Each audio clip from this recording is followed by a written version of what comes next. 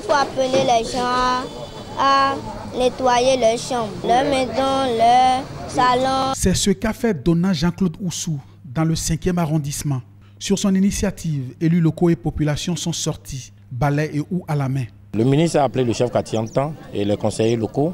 Et le ministre leur a dit, pour un homme qui veut le développement de son pays, ça commence d'abord par nos concessions. Donc nous devrons réfléchir dans le sens d'assainir notre milieu. Tout le monde est sorti, le ministre a mis l'équipement à notre disposition. Pour le ministre de l'Énergie, le combat pour un cadre de vie propre et sain que prône Patrice Talon doit commencer par les concessions. La transformation structurelle à la fois de l'économie et des mentalités dans notre pays prônées par le président de la République doit commencer d'abord au sein des quartiers, au sein de chaque individu, au sein de chaque famille, pour notamment garantir une santé de fer pour chacun pour accomplir la mission qui nous est dévolue. Et cette santé attendue passe par un cadre hygiénique, l'hygiène. Et pour atteindre cet objectif d'hygiène, il faut déjà qu'on balaye devant nos portes, qu'on balaye dans notre quartier, qu'on balaye dans notre ville et qu'on balaye tout le pays entier. Lui qui est né dans le 3e arrondissement de Porto Novo, a grandi dans le 4e et qui habite dans le 5e, tient à sa ville d'origine. Nous voulons que cette ville soit une ville propre, une ville qui doit être donnée en exemple.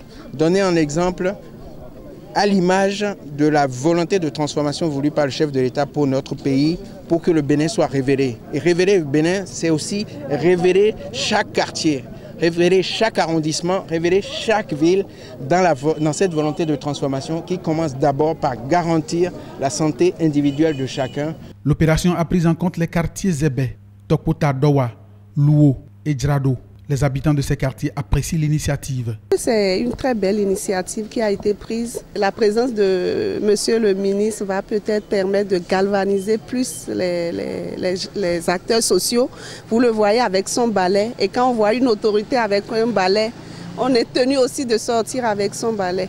Non, on ne peut pas continuer, comme je l'ai dit, de vivre dans un pays sale. Les voies sont sales, les rues sont sales. Vous entrez dans une voie, certaines devantures sont entretenues et d'autres pas. Ça ne peut pas continuer comme ça.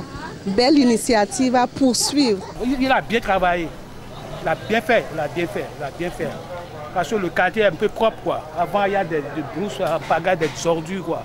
Des trous, des trucs là. Une maison qu'on ne balaie pas devant un enfant, quand l'enfant va grandir, le pays sera trop sale.